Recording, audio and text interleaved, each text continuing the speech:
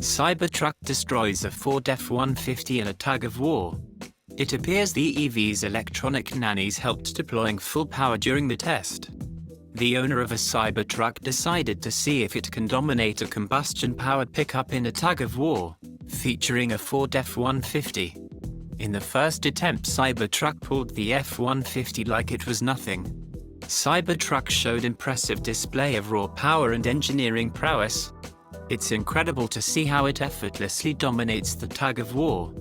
However, this is really an unfair fight, as the Cybertruck is 3 tons, whereas the F-150 is 2 tons.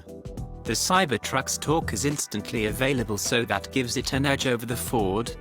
Also, the F-150 used here is the 2-wheel drive version. We would love to see the outcome of Ford Lightning duel against the Cybertruck. Only then will we see a true fight.